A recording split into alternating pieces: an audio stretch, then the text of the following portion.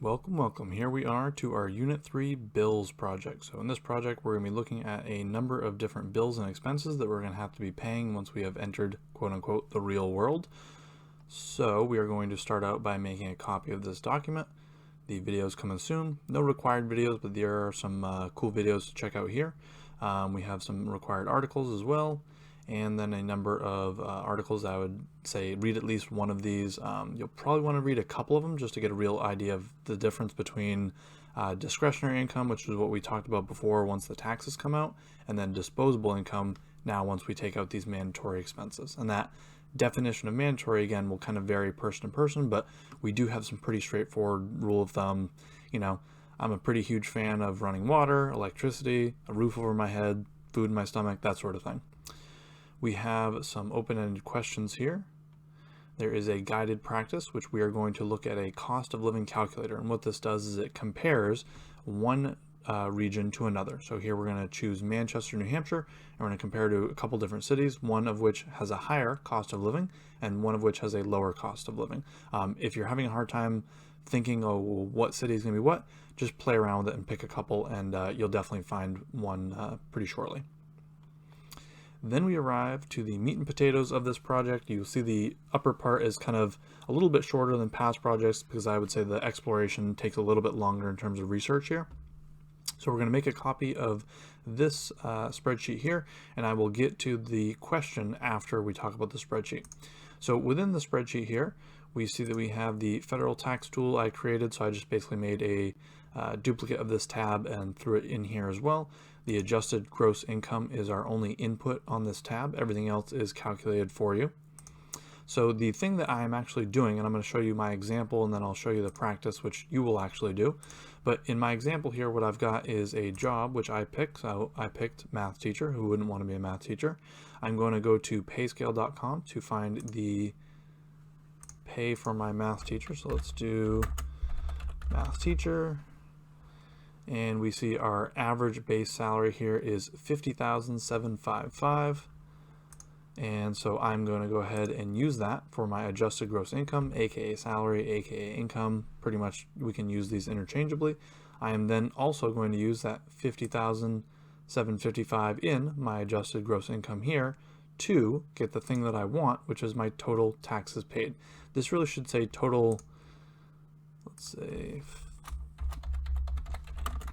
federal income taxes paid, because it's really not all of our taxes. We do have the payroll taxes as well. So there we'll go include that. So now jumping back here, that is what I'm going to put for this value. You can, and I would encourage you on other projects to link values out. For these ones, I would just use hard-coded values. And the reason is you're going to want to eventually use your practice values here, and then you'll also make a duplicate of this tab and you're going to use the median income.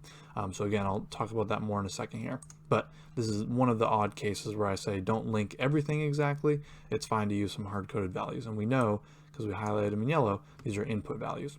So here we have our payroll taxes calculated at 7.65% on our AGI. We have our disposable income, actually that should say discretionary.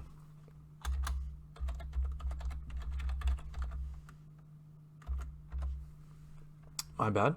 So there's our discretionary income there. We have our total necessary expenses, and this is going to come from the stuff we're doing below. So before I go any further here, I'm going to talk about what it is that we are going to be doing. I'm going to organize the following expenses into the following three categories: necessary, optional, and then I've got these non-applicable. So basically we're going to imagine we're 25 years old, living on our own. We may not want a pet, so that pet may be a non-applicable expense, but we still want to have a ballpark idea of how much it would cost to have a pet. And this is very flexible too. So if the pet you have in mind is a dog, choose a dog. If it's a cat, cat, lizard, whatever you want. So I have a number of expenses here. Here I have housing, online streaming services, pet, food, ski pass, or childcare. I really should say and childcare. So I'm going to take each one of these and I'm going to drag it to its respective location. So for this, I'm going to click the cell and I hover over the edge till it turns to a hand, and I would drag it down like this. Once I have cleared all of my expenses, then I know I'm done. So I'm going to drag each of these to their respective fields. I've already dragged them here just to save myself a little bit of time. So I chose housing and food as mandatory expenses. For optional, I chose online streaming and ski pass. And then for my non-applicable, I chose pet and childcare. So at 25, I don't have a kid and I don't have a pet. It's my sort of hypothetical situation here. So with this, I'm going to have a link or source for the information. I have a mortgage, so that's how I chose this amount. I have, and you can make this, let's make this a little bit lower for me. There we go. So I'm just going to say that's my mortgage amount. That includes my property taxes as well. So that's why it says here, if you own, include the taxes. You also want to include insurance on there. If you do, then you don't need to include it as like renter's insurance, just FYI. So then we get into, where's this coming from? So my mortgage, I don't know, I asked my mom how much I spend on food, whatever. So try and get realistic values for this. If you feel like your family knows good values, then, feel free to ask them. For the vast majority of these, I think we're probably going to be doing an online search. So here's where we just have a link out to it, right? So I just put my URL right here and I'm good to go. So here I have found some expenses. If I don't know what the annual amount is, so like for my mortgage, I don't know what the annual is, but I do know the monthly, then I'd multiply it by 12. Likewise for food, if I knew, my monthly, or if I knew my weekly, so let's change it to weekly here just to show the example. I don't know, say I spend $65 a week and there are 52 weeks in a year, that'll show me my annual food budget. Then we get to these, and so we're going to go ahead and find these. I think I added like Netflix and Hulu together here. So again, just showing some of the, kind of flexibility, whereas this is like a fixed amount. So then we get to, I think I did it for pets too. Yeah, pet had like a high and a low estimate, so I just took the average of the two. And then for childcare, I think I just chose whichever one seemed applicable. So then we get back up into the section where we now have the total for the necessary expenses, and this is just a sum function of these two right here. We get into our optional expenses, which is a sum function for those, and then we get into our non-applicable, which is just sum function for these. The purpose is just to show you what these values are. In our calculations though, we're only going to use the necessary expenses. If you wanted to include both or three, then you could, and you'll just adjust, and it wouldn't really be like a pure disposable income, but it'd be like a pseudo disposable income hypothetical on a hypothetical. It's the real matrix here. So then we get to this point and we're just saying it's going to be our discretionary income, right? The money we have after we've paid taxes. Then we take out all of our necessary expenses. That brings me to my disposable income. My disposable income is what I actually have to spend on things, right? So I don't really want to have an option of like housing or not. I definitely want to have a house or rent, whatever. And so I'm definitely going to pay that. And then what do I have left over? So do I want to go buy an Xbox? Do I want to go to the movies? Do I want to go to the park and rent a scooter? I don't know, whatever it is that I want to do, that's going to be coming from this disposable income. And then we also want to know what our disposable income as a percentage of our adjusted gross income. And that really gives us an idea of how much our like cost of living is. So in terms of all the money that I make, right? I make $50,755. I'm only actually choosing how to spend 34.5% of that. And you could definitely make an argument here of, oh, you could live in a cheaper place and yada yada, and that's 100% accurate, right? So I have the choice to live in my house or rent a different apartment or wherever it is that I'm looking, and that's just for housing, right? So there's definitely some wiggle room with these numbers. So again, we can have lower expenses that are going to raise our disposable income, or we could have higher expenses which would lower it. So we could have two individuals make the same amount of money, pay the same amount in taxes, and then they have vastly different disposable incomes because one lives in the city or one lives outside the city, that sort of deal, just as an example. So that's how this is going to go. The only difference between that and the actual practice tab for you guys is I have listed a number of pretty decent sources here for you.